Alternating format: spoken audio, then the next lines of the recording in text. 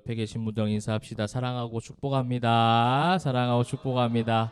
네, 또 한 주간 네, 수고 많으셨고 고생 많으셨습니다. 네, 자 오늘 말씀의 제목이 하나님 나라의 확장입니다. 우리가 이제 13장의 어떤 이제 흐름들을 제가 이제 설교 서두에 항상 말씀을 드리죠. 그러니까 이제 하나님 앞에 진짜 회개의 은혜를 경험한 사람들이 어떤 열매를 맺고 삽니다. 그죠?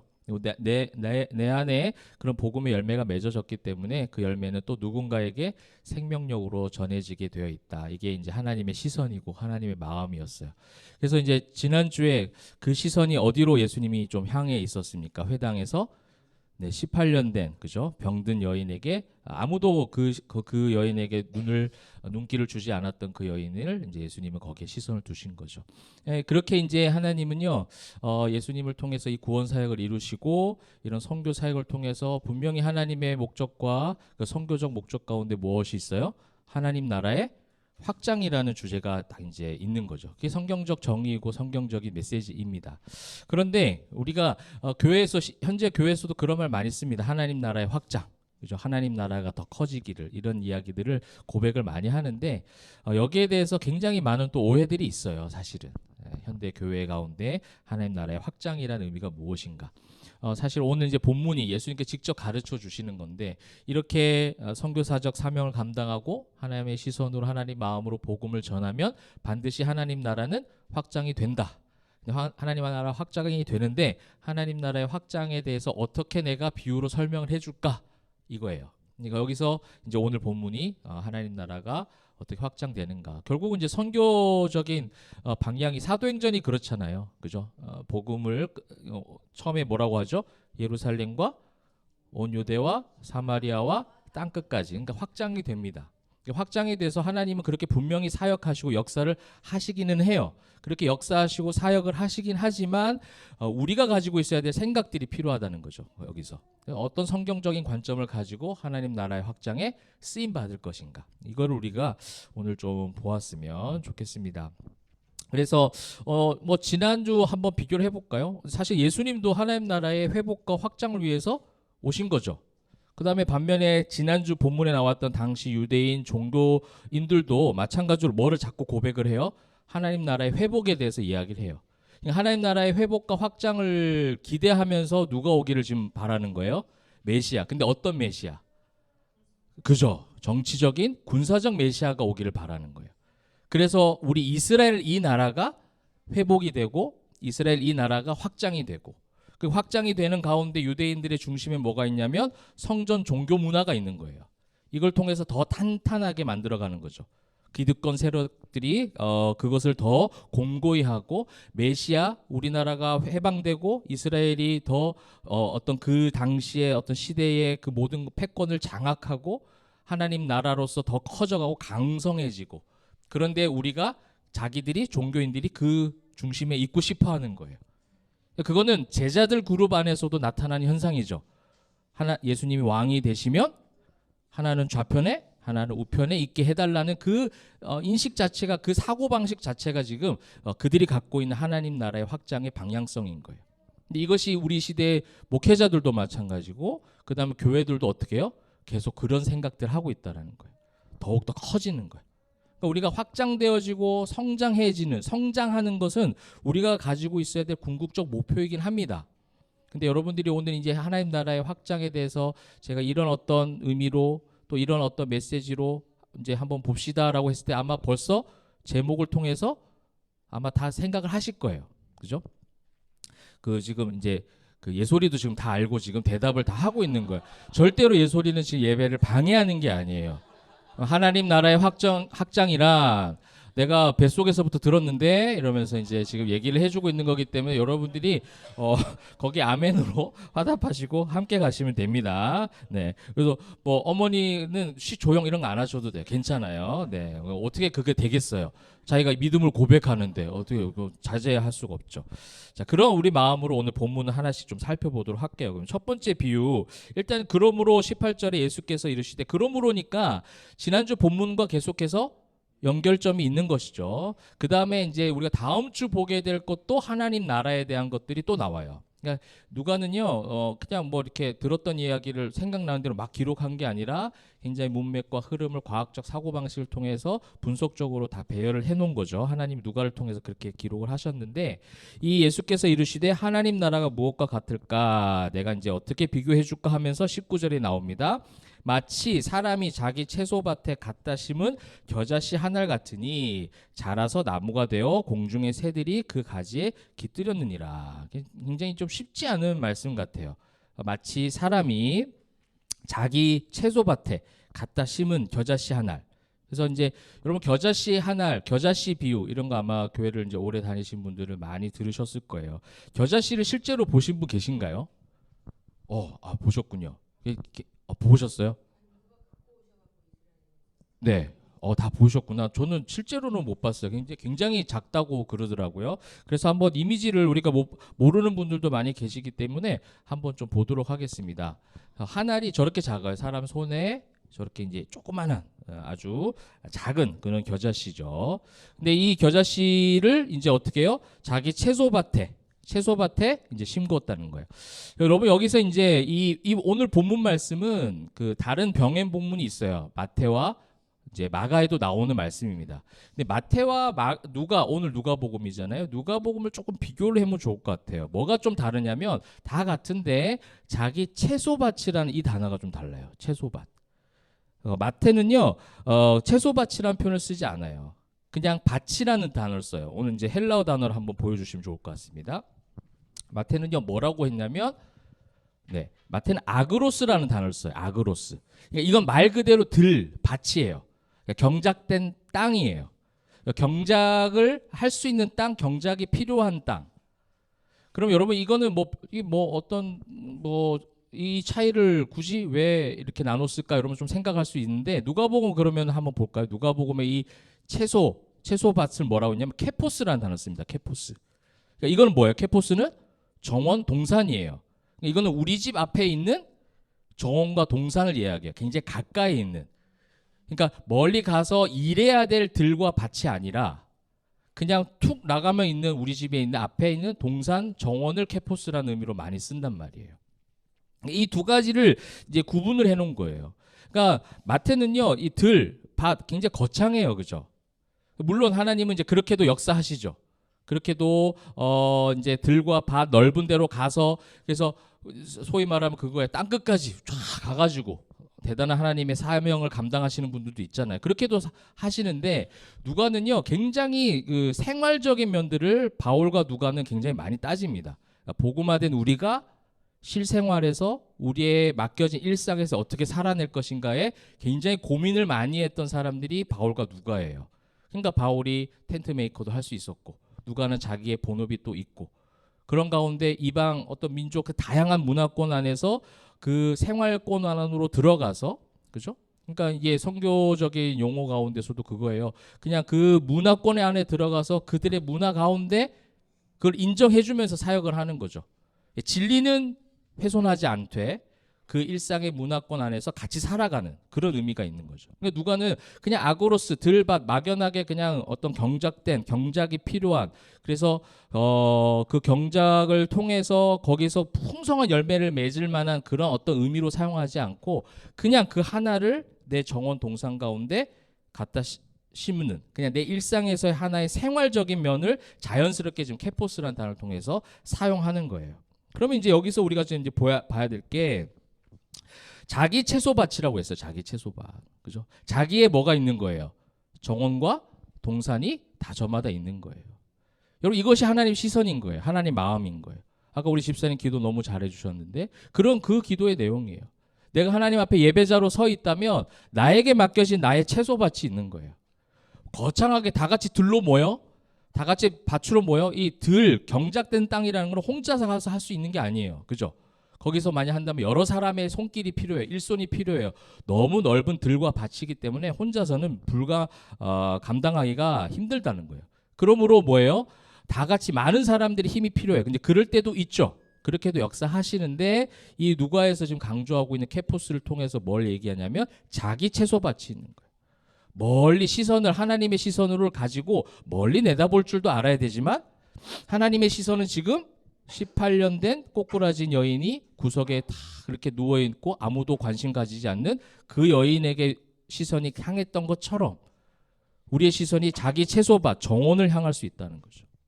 우리가 그거를 이 누가를 통해서 자기 채소밭이라는 단어를 통해서 한번 생각해 볼 수 있는 거예요. 나의 선교지가 어디냐는 거예요. 우리 옛날에 80년대 90년대 다 전부 다 같이 그냥 땅끝 가려고 했잖아. 다 전부 다 땅끝을 가면은 땅 시작은 어떻게 이런 표현 좀 웃긴데 내 앞에 땅을 어떻게 다 땅끝으로 가버리면 앞에는 누가 할 거예요. 그게 우리 한국 기독교의 사실은 약점이 된 거예요. 전부 다 막 선교사로 서원했네 하고 10만 명, 20만 명 서원한 거에 대해서 가지를 않았는데 서원한 거에 대해서 그렇게 좋아해요. 막 10만 명, 막 20만 명 우리 막 선교사 가기로 결단, 저 선교사 가겠습니다 하면 막 박수 쳐요. 근데 실제로 간 사람은 뭐 5분의 1도 안 돼. 그러니까 그냥 그 감정의 어떤 그 분위기에 취해서 막 가겠다고 막 그 땅끝으로 가겠다고 하는데 하나님의 시선은요 그렇게도 역사하시긴 하지만 사실은 우리에게 더 있는 생활권은 뭐예요? 그 땅끝보다는 내 있는 그죠? 자기 채소밭. 거기가 뭐가 되는 거예요? 거기가 내 땅끝이 될 수 있는 거예요. 그죠? 하나님이 원하시는 그 시선, 하나님의 마음이 있는 그곳이 뭐예요? 결국 나의 땅끝이다.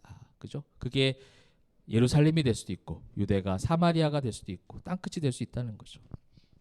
그러니까 하나님이 예수님을 보내실 때 오늘 이 비유의 말씀은요 구속사적인 관점이 가득 담겨져 있는 거예요. 그러니까 자기 채소밭의 겨자씨가 뭐예요? 하나님이 세상을 이처럼 사랑하사 독생자를 보내주신 거예요.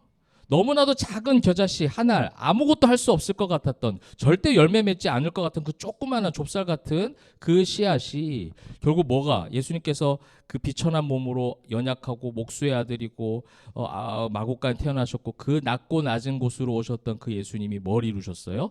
구원을 이루시잖아요. 그게 하나님 나라의 확장이라는 거예요. 그 하나님 나라의 확장에 대한 정의를 지금 보여주는 거죠. 여러분 실제로 이 갖다가 심은 겨자씨, 이 작은 씨앗이 한 몇만 개를 2만 개, 2만 개를 모아야 겨우 한 30g 된대요. 그러니까 얼마나 작은 그거예요. 그러니까 그거를 보잘것없는 씨앗 하나를 심을 때에 뭐가 된다고 돼 있어요? 자라 나무가 된대요. 자, 그럼 여기서 제가 또 재미삼아 한번 퀴즈를 한번 내볼게요. 겨자 나무가 어떤 건지 자 한번 보여주십시오. 자, 1번. 야, 저거 아니다. 아니, 그러니까 2번도 다른 보기를 안 보여줬는데 저거 아니다. 그렇게 그 센스로 자꾸 사십니까 그렇게? 자, 2번. 자, 유채꽃 같죠? 자, 내가 생각할 때 겨자나무는 1번이다. 1번. 계속 손 들고 있습니다. 그죠? 종신에서 이렇게 해도 제가 다 보여요. 이렇게 해서 나중에 이제 2번도 이렇게 하시려고 살짝 이렇게 한 4-5명 되십니다. 자, 2번이 겨자나무다. 나는 관심 없다, 나무에. 난 나무 싫어한다. 자, 네. 그래, 3번. 참내 허를 찌르네요. 그죠? 자기 채소밭을 잘 관리해야 돼요. 내 안에 내 옆에 있는 사람을 맞아. 자, 그러니까 우리가 이제 왜 이게 헷갈리냐면은 본문에서 뭐라고 번역한 거예요? 나무라고 하니까, 그죠? 그리고 그 나무에 이제 어떻게 한다고 돼 있어요? 새가 깃들려면 어느 정도 나무가 좀 돼야 돼요. 그죠? 1번이 돼야 돼요. 그러니까 우리가 번역으로만 보면 자꾸만 이런 큰 나무가 되고 싶어 하는 거예요. 정답 다 나왔죠? 뭐예요? 겨자나무는 2번이에요. 2번. 네, 그 다음 한번 보실까요? 요런 게 겨자나무예요. 근데 그 줄기가 조금 굵어서 나무라고도 표현을 한다는 거예요. 근데 거의 유채꽃하고 비슷하대요. 그 다음 또 보여주고 예뻐요. 이 나무가. 이런 거. 여기에 이제 어떻게 하냐? 제가 새를 깃들어 놨습니다. 자, 이렇게. 실제 겨자나무에 새가 깃든 사진이에요. 요렇게 온 거예요, 지금 겨자나무에. 근데 깃들 수가 있어요, 없어요? 있어요. 할 수 있는 거예요, 그죠? 그러니까 우리가 생각할 때는 공중에 새가 깃들고 그다음에 나무란 우리가 이전에 봤던 문맥의 흐름 속에서 전 문맥에서 뭐라고 했어요? 나무에 뭐가 있어야 된다고요? 열매가 늘 있어야 된다는 거예요. 열매 함정에 빠지지 말라고 했잖아요. 성경은요 다양한 관점이 있어요. 그 다양한 관점이란 하나님의 시선과 마음이 다양하다는 거예요. 우리가 그거를 볼 수 있어야 되는 거예요. 어떤 편협한 시각으로 나 중심적으로 하나님 믿기 시작하면요, 내가 보고 싶은 걸 봅니다. 하나님의 마음으로 하나님의 시선을 보는 게 아니라 내가 보고 싶은 것이 하나님과 연결되면 은혜라고 얘기하고, 그 다음에 연결이 안 되면 그때부터는 될 때까지 기도해요. 그죠? 그래서 그거를 뭐라고 하냐면 인내라고 얘기합니다. 굉장히 포장하려면 다양합니다. 그죠? 자기중심적으로 자의적 해석을 하려면 다양하게 해석할 수 있어요. 근데 오늘 성경에서 제가 너무 좋았던 게 뭐냐면 자라 나무가 되고, 근데 나무가 우리가 생각했던 나무도 아닐 뿐더러 이 나무의 열매가 아닌 뭐라고 얘기했어요? 공중의 가지에, 그냥 공중의 새들이 그 가지에 깃들었다라는 거예요.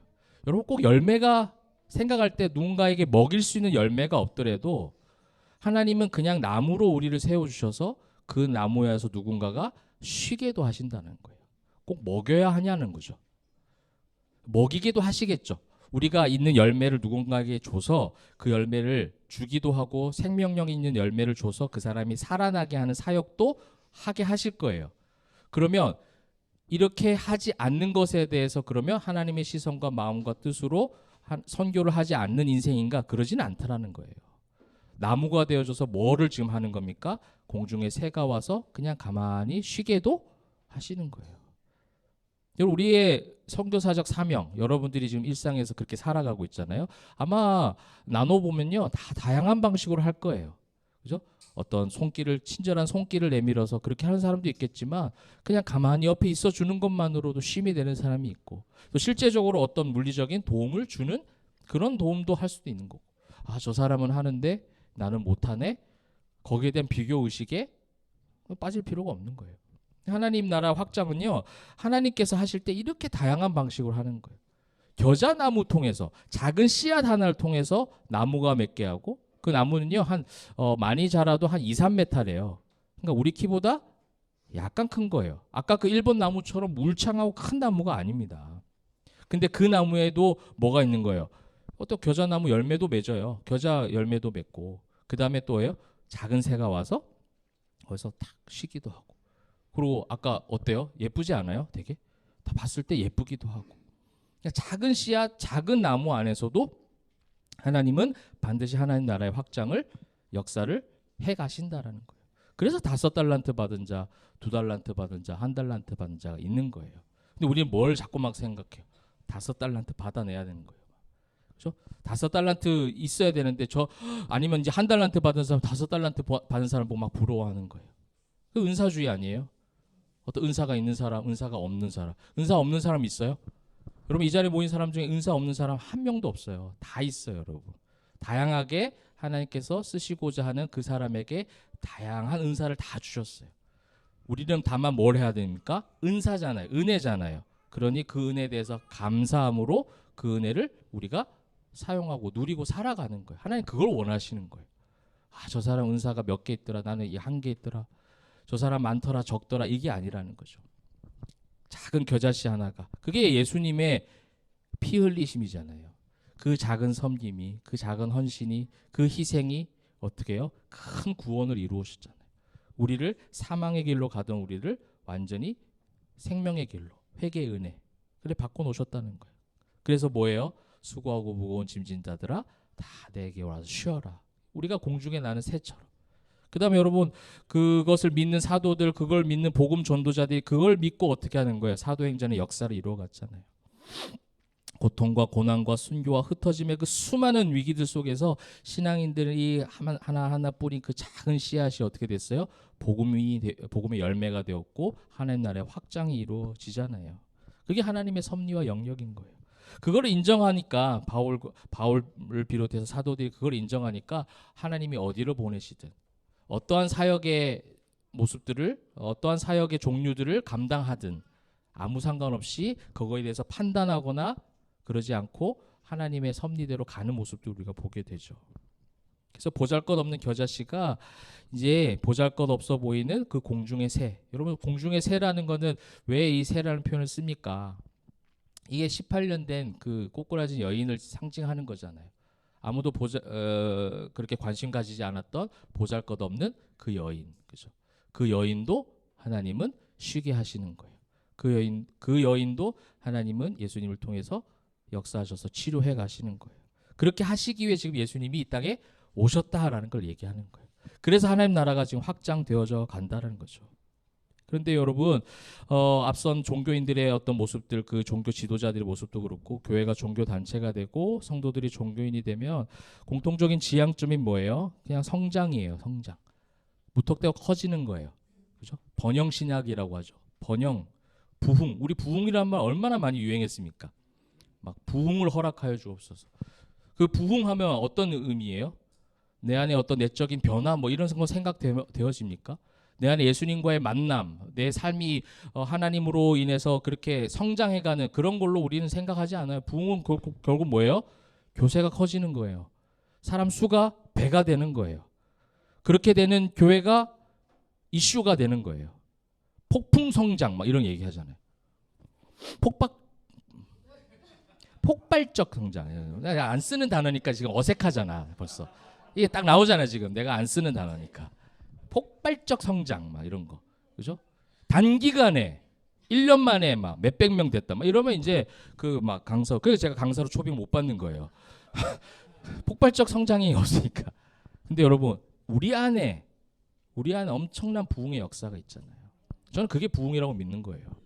이 숫자 그대로 가도 상관없어요. 믿음으로 선포했습니다. 제가 그대로 가도 상관없어요. 여러분, 한 사람이 진짜 예수 믿는 사람으로 주님 다시 오시는 그 순간까지 거룩한 신부로 우리가 다 같이 함께 한 사람도 빼놓지 않고 살아갈 수만 있다면 그게 진정한 부흥이라는 거예요. 이게 진짜 하나님 나라의 확장이라는 거죠. 그러니까 우리가 생각하는 성장은 뭐예요? 작은 겨자씨가 아까 뭐예요? 1번 나무가 되길 바라는 거예요. 근데 무슨 나무였어요? 2번 나무, 작은 나무예요. 작게도 쓰시는 거예요. 크게도 쓰시지만, 근데 모르겠어요. 저는 이제 크게 쓰는 거에 대해서 많은 생각을 요즘 하게 되거든요.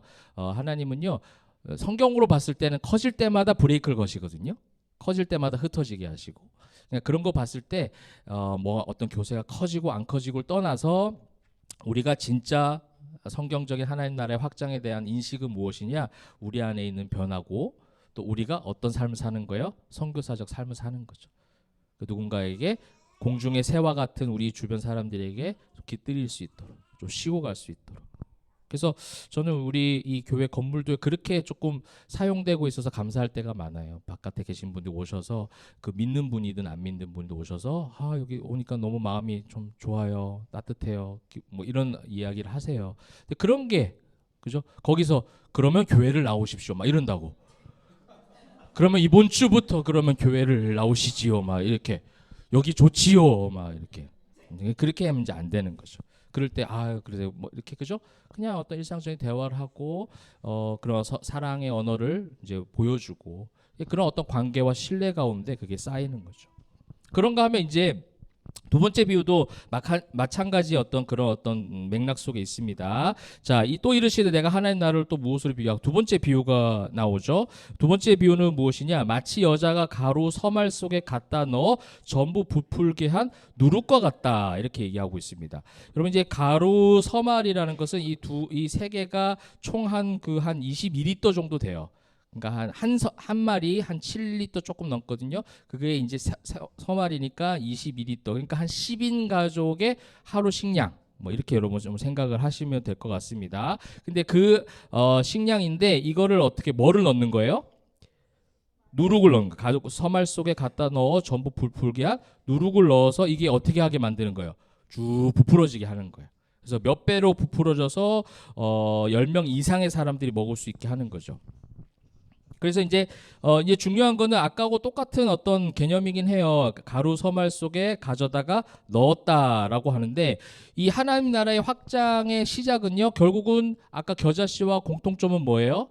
작은 것에서부터 시작한다는 거예요.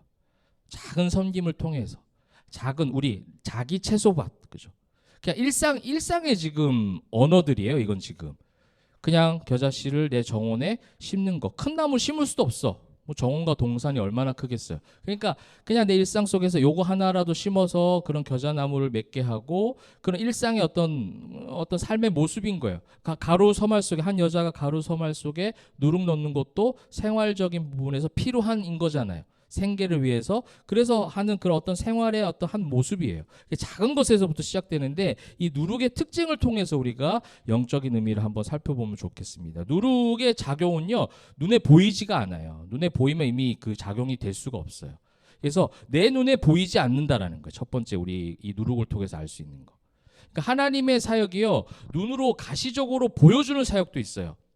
제가 이 말씀을 드린 이유는 무엇이냐면 모든 목회자와 교회들이요, 이 가시적인 사역을 보여주는데 너무 많이 혈안이 돼 있어요.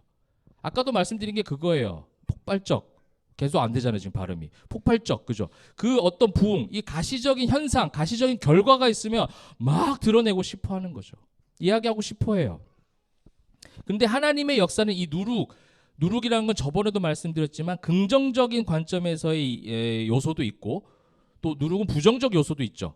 악을 부풀게 하는 부정적인 것도 있지만 지금 뭐예요? 긍정적 요소죠.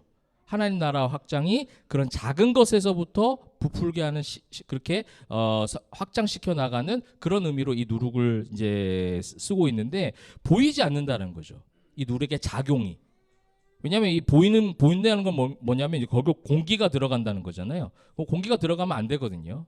밀폐돼야 돼요. 밀폐돼서 발효가 돼서 거기서 이제 쭉 부풀어 올라야 되는데 그 부풀어 오르는 과정이 보이지가 않는다는 거죠. 하나님의 역사가 하나님의 마음이 하나님의 시선이 그렇게 향하고 있다는 거. 우리는 성경을 본 이유가 뭐예요? 기도하는 이유가 뭐예요? 그렇게 내가 보지 못하는 것을 내가 하나님의 눈으로 보게 해달라고 하는 거예요. 하나님의 뜻과 마음을 지금 내가 처한 상황과 환경과 그런 조건들 내가 지금 모든 생활적인 모든 면에서 하나님 내가 보지 못하는 게 무엇이 있습니까? 그걸 묻는 게 기도 생활인 거예요. 그 속에서 하나님 내가 가르쳐 주세요. 그래서 하나님 뜻을 알게 해 주십시오. 하나님 마음을 알게 해 주십시오. 그렇게 기도하는 거죠. 그래서 보이지 않는 복음의 역사 가운데 그냥 맡겨드리는 거예요. 근데 때로는 계속 안 보여주실 수도 있습니다. 안 보여주는 걸 억지로 보려고도 하지 마세요, 여러분. 그 다 보면 우리가 못 살아요. 살 수가 없어요. 우리 피곤해서. 하나님 우리가 피곤할까봐 안 보여주신 상황에 저 뒷면에서 이면에서 하나님 역사하신 경우가 얼마나 많이 있는데요. 하나님 먼저 가셔서 일하신 하나님, 먼저 역사하신 하나님, 그것을 신뢰하신 저와 여러분 되시길 바랍니다. 그리고 두 번째는요, 누룩 자체는요 힘이 없어요. 무력해요. 근데 오늘 이제 성경에 나와 있듯이 그 말 속에 갖다 넣어 했죠. 갖다 넣어. 그러니까 이게 뭐냐면 넣다라는 헬라 단어가 믹스예요. 믹스. 그 속에 들어가서 섞이고 합쳐질 때 뭐가 일어나는 거예요? 변화가 일어나는 거예요. 여러분 이게 종교단체와 신앙인들의 차이입니다. 그렇죠? 썬데이 크리스찬들과 일상의 예배자들의 차이가 여기서 나타나는 거예요. 세상 속에 섞여 들어가야죠. 아까 말씀드렸지만 하나님이 세상을 이처럼 사랑하사 독생자 보내셨잖아요. 이 죄 많은 곳에 구원자이신 예수님이 오셨기 때문에 그 속에서 뭐예요? 선한 누룩의 역할을 감당하셨기 때문에 복음의 역사가 복음의 열매가 맺어진 것처럼 여러분들이 세상 가운데 들어가는 거예요. 타 종교는 뭐예요? 참선하기 위해서 세상과 끊기 위해서 뭘로 들어가요? 산으로 들어가잖아요. 끊죠. 사이비 종교도 그렇잖아요. 끊으라고 그래요. 세상과. 근데 절대 성경적 가치는 기독교는 그렇게 말하지 않는다. 세상 속으로 들어가는 거예요. 믹스, 섞이는 거예요. 다만 거기서 어떻게 해요? 거기서 걔네들하고 같이 섞이는 게 아니라 그 속에 들어가서 뭐예요? 누룩의 역할을 해야죠. 거기서 복음의 그 진리의 어떤 확신을 가지고 그 속에서 영향력을 발휘해야죠. 그래서 그 바울이 그 묘한 긴장감으로 사역을 했던 거예요. 진리는 훼손하지 않되 진리에 대해서 확고하되 확신이 있게 나아가지만 그 속에서 또 다른 것들은 뭐예요? 없인 여기지 말고 서로 감당해주고 이해해주고 기다려주라. 이게 사실 쉽지 않은 균형 감각입니다. 여러분 이것이 여러분 세상 가운데 들어갔을 때 여러분의 언어가 되어줘야 되는 거예요. 그게 하나님 나라의 확장에 쓰임받는 선교사적 사명을 감당하는 저와 여러분의 모습이라는 거예요. 그 속에 들어가는 거예요. 아, 저 사람은 죄 많은 사람이야. 저 사람은 나쁜 사람이야. 예를 들면 우리가 그런 거 저번에 한번 얘기했지만 우리는 너무 그 배타주의가 많아요. 기독교는. 그냥 배타하는 거예요. 죄인들, 그 무슨 뭐 동성애자들 막 이런 거 있잖아요. 이런 사람들에 대해서 자꾸 배타주의로 가는 거예요. 우리가 거기에 대해서 성경적으로 바르지 않다라는 배타성은 가지고 있어야죠. 진리적인 그건 잘못된 거야. 그거는 죄의 일종이야. 죄야라고 말할 수 있는 그런 담대한 선포는 할 수 있어야 돼요. 그렇다고 그 사람들을 정죄하거나 밀어내거나 폭력적으로 나아가서는 안 된다는 거예요. 여러분 이 균형을 어떻게 맞추겠냐는 거예요. 여러분 선교사님들이 선교지에 가가지고 어떻게 그렇게 사역해요? 가면 다 안 믿는 사람인데, 다 무신론자고 다 미신 그 하는 사람들이고 다 그 예수님을 반대하는 사람들 그 속에 가서 선교지에 가서 선교하잖아요. 근데 배타주의 갖고 있으면 어떻게 선교를 해요? 그 진리는 우리가 가지고 있지만 그 속에 섞여서 그들이 돌아올 때까지 사랑을 주고 기다려주는 거, 이게 이제 필요하다는 거죠. 누룩은 그렇게 하는 거예요. 섞일 때 변화가 일어나는 거예요. 그리고 세 번째는요, 누룩이요 부풀기 위해서 필요한 외부적 조건이 있어요. 굉장히 까다롭더라고요. 그 가루 속에 당분도 좀 있어야 되고, 적절한 온도도 있어야 되고, 아까도 말했죠, 공기가 좀 차단돼야 되고, 또 어느 정도의 수분이 있어야 되고, 근데 또 뭐가 필요할까요? 시간도 필요해요. 시간도 좀 기다려야 돼요. 부풀 때까지. 그러니까 이런 모든 하나님의 어떤 그 하나님 나라의 확장에는요, 이런 여러 가지 조건들이 있는 거예요. 조건들이. 근데 이걸 어떻게 우리가 일원화해서 한 가지로 답을 내릴 수 있겠는가? 그다음에 어떻게 한 가지만을 가지고 하나님 나라의 확장이라고 감히 말할 수 있겠는가? 내가 모르는 곳에서도 하나님은 역사하고 계신다. 우리가 몇 주 전에 봤던 그 쿠르드족 영상 마찬가지 아닙니까? 그 중동, 우리 중동하면 무슨 이슬람 믿는 사람들, 과격한 사람들 그렇게 이미지화 돼 있잖아요. 근데 하나님은 그들까지도 만들어 가시는 거예요. 그들 안에 또 역사하셔서 그 속에서 복음의 작은 겨자씨만한 씨앗들이 심겨져서 열매가 되어져 가고 있고, 또 그것을 방해하려고 하는 사단 마귀의 무리들이 있고, 우리 그것을 보면서 살아가는 거예요. 그러면서도 하나님은 그럼에도 불구하고 역사하신다. 그럼에도 불구하고 하나님 나라는 계속해서 확장되어져 간다. 그게 믿는 자의 숫자가 많아지는 것도 의미가 되겠지만, 믿는 사람들 한 사람 한 사람이 온전하게 거룩한 신부로 살아갈 수 있도록 하나님께서 우리의 신앙도 부풀게 하는 거예요. 여러분 그렇게 조금 성장하고 그렇게 확장되어져 가는 저와 여러분 되시기를 주님의 이름으로 축원합니다. 오늘 성경은요, 하나님 나라, 그 하나님 나라의 확장이 무엇인가? 너희가 생각할 때는 회당, 종교, 집단, 너희 국가, 민족 이것이 회복되고 커지는 것, 이것을 이 목적을 가지고 지금 메시아를 기다리고 있는데 그게 아니야. 나도 그런 마음으로 이 세상에 오지 않았어. 작은 겨자씨로, 작은 섬김으로, 헌신으로 그렇게 왔을 때 비천한 몸으로 조물주이신 하나님이 그 비천한 육신의 옷을 입고 겨자씨보다 더 작은 모습으로 오셨는데, 그 주님의 십자가 피 흘림이, 그 씨앗이 어떻게 됐어요? 너무나도 큰 복음의 열매와 하나님 나라의 확장으로 되었던 것처럼 하나님은 그렇게 역사하시는 거예요. 지금 그 구원 사역을 이들이 지금 전혀 이해하지 못하잖아요. 이해하지 못해도 하나님의 구원 사역은 계속 진행되어져 갑니다.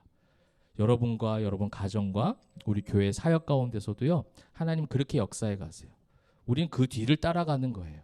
그렇죠? 먼저 앞서서 하나님 나라가 확장되었습니다. 뭘 통해서 우리 교회가 배가 부흥했거든요. 그게 아니에요. 우리가 찬양을 너무 잘하거든요. 제가 자랑하고 싶은 것들이에요. 다 지금. 네. 그런 걸로 하나님 나라의 확장이라고 말해서 안 되는 거예요. 그렇죠? 그런데 우리의 찬양이 어떻게 쓰임 받고 있어요? 우리의 찬양이 아픈 자들에게 공중의 새가 깃들도록, 그저 그걸 보고 위로가 되도록 그렇게 쓰임 받는다면 그걸로 하나님 나라의 충분한 확장으로서 우리가 쓰임 받고 있다. 우리가 어디 가서 막 화려하게 박수 받고 이러지 않아도 괜찮다. 그렇죠? 그렇게 하나님은 역사하시는 거예요. 그게 교회뿐만 아니라 성전된 여러분 성도들 한 사람 한 사람의 삶 가운데서도 그러한 확장, 그러한 성장, 그러한 성경적 건강한 성장들이 우리 안에 가득하기를 주님의 이름으로 축복합니다. 아멘. 말씀을 맺으면서요, 우리가 여기에 관련된 어떤 구약적 개념을 한번 잠깐 나누고 마무리를 하도록 하겠습니다. 참 우리 기독교인들이 좋아하는 말씀이에요. 욥기 8장 7절 말씀이에요. 그죠? 이게 막 사업체마다 그죠? 막 이제 액자로 있고 신방감 이런 거 막 갖고 가잖아요. 내 시작은 미약하였으나 내 야족은 심히 창대하리라. 근데 여러분 뭐 아시는 분도 아실 거예요. 이 말씀이 어떠한 대화 속에 나온 거예요? 친구들이 욥이 이제 고난을 막 당해서 다 재산 다 없어지고 자식들 죽고 최악의 상태에 있을 때 친구들이 찾아옵니다. 근데 이 빌닷이라는 친구가 아이고 야 근데 네 시작은 근데 좀 미약한데 그 나중에 창대할 거야. 이런 식의 어떤 대화 가운데 나오는 이야기예요. 그러니까 정말 축복하듯이 네가 지금 좀 그렇지만 나중에 창대할 거야. 막 이런 어떤 뭐 위로의 차원에서 하는 말씀이 아니라 굉장히 이제 비꼬듯이 하는 말이에요. 근데 뭐 말 자체는 이 어떤 이 이제 문장으로 봤을 때 하나님 말씀이라고 생각했을 때는 굉장히 또 은혜가 될 수 있는 말이고, 그래서 사람들은 좋아하죠. 보통 다 미약하니까. 그래서 뭐가 되고 싶은 거예요? 창대해지고 싶은 거예요. 창대해지고 싶은 거죠.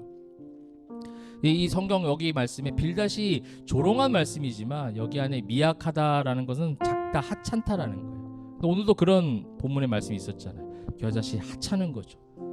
그 가루 서말 속에 들어간 누룩 별로 그렇게 중요하게 생각하지 않는 것 같아요. 근데 그 작은 것들이 어떻게 해요? 하나님 나라의 확장을 이루고 창대해지긴 해요.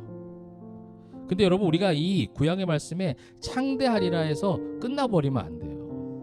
여러분 이 창대하리라라는 히브리어 단어가 뭐게요? 자 볼까요? 자 이런 단어예요. 사가라는 단어예요. 사가. 사가인데 이게 뭐냐면 자라다, 증가하다, 커지다 이런 단어예요. 그러니까 여러분 이거를 너무 원해요. 하나님은 사가하도록 만드세요. 창대하게 만들고 확장시켜가고 하나님의 궁극적 사역은 그렇게 사가해 가세요. 제가 성경에서 계속 구분해야 되는 게 그거예요. 하나님의 사역은 이거 맞아요. 그러면 이거 다음에 우리가 가지고 있어야 될 우리의 마음이 있어야 돼요. 그러니까 보세요. 구원이 하나님의 전적인 은혜, 하나님의 영역이에요. 그 침범하면 안 되죠. 그죠? 그렇지. 바로 알잖아 지금. 그렇죠. 하나님의 그 영역, 하나님 전적인 은혜 우리가 손댈 수 없는 거, 그 하나님 확실히 알잖아요. 그러면 이제 어떻게 그 은혜를 입은 우리가 하나님의 마음으로 살아내야죠. 그게 성화죠, 성화. 이거를 계속 구분해가요. 누가는 특별히 그렇게 많이 기록하고 성경도 전체적으로 그 기록을 하고 있습니다. 그래서 저는 이거를 조금 더 살펴볼 수 있는 또 하나의 그 성경 구절이 있습니다. 시편 92편 12절. 의인은 종려나무같이 번성하며 레바논의 백향목같이 성장하리로. 여기 사가가 어디 있어요? 성장하리로다예요. 성장하리로다. 여기 사가라는 단어 써요. 여러분 이런 기도 제가 어릴 때 많이 받았거든요.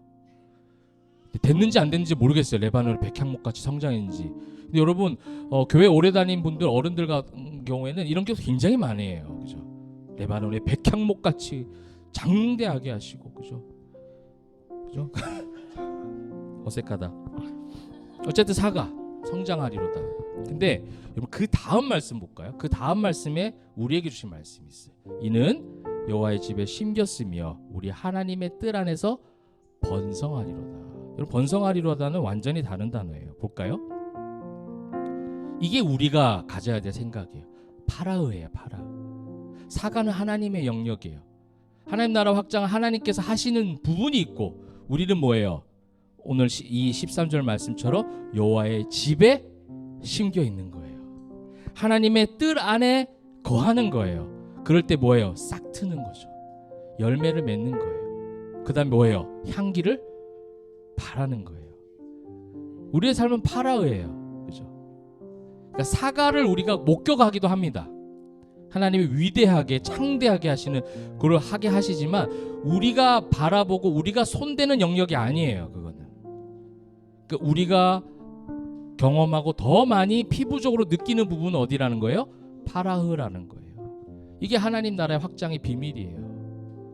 너희는 자꾸 커지는 거 원하고 자꾸 무슨 어떤 장대한 걸 원하고 지금 내가 지금 조금 쭈그려 앉아 있는데 내가 나중에 뭘 통해서 재산의 증식을 통해서 뭐 건강을 통해서 내가 나중에 좋은 학교를 들어가서 좋은 직장을 구해서 이런 식으로 창대함과 사가를 연결시켜 버리는 거예요.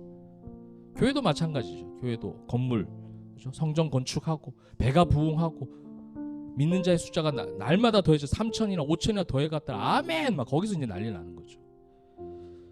근데 그렇게 했을 때 하나님께 어떻게 하세요? 순교의 역사를 통해서 교회들을 흩으신다고요. 하나님의 그 사가와 하나님의 그 창대함은요 다른 곳에 있는 것 같아요. 이거를 우리가 같이 함께 계속 상고하고 연구하고 같이 바라봅시다. 목회자만 하는 것이 아니라 우리 모두가. 우리는 결국 뭐예요? 파라흐예요. 그냥 하나님의 말씀으로 뭐예요? 싹 트는 거예요. 열매 맺고 그 열매를 누군가에게 향기로 바라고 누군가가 공중의 새와 같은 자들을 쉬게 하고, 예수님이 우리에게 그렇게 해주셨듯이 우리도 그렇게 살아가는 거죠. 근데 그렇게 살아가는 방식이 뭐예요? 다양한 거예요. 그래서 우리가 나눔이 있는 거죠. 아, 저 사람은 저렇게 또 향기를 바라는구나. 아, 저 사람은 저렇게 성장해서 확장시켜가고 저렇게 싹 트는구나. 저렇게 열매 맺는 삶을 사는구나. 근데 하나님은 그래서 나는 왜 그렇게 되지가 아니라 하나님은 또 나에게 이렇게 역사하셔서 서로가 와, 하나님 나라는 그렇게 확장되어져 가구나. 저는 이게 건강한 나눔이라고 생각해요. 그런 우리 서로의 성도 간의 교제도 또 하나님과의 관계도 건강하게 세워져서 하나님 나라의 확장이 건강한 모습으로 우리가 그런 통로로 쓰임받게 되시기를 주님의 이름으로 축복합니다. 아멘.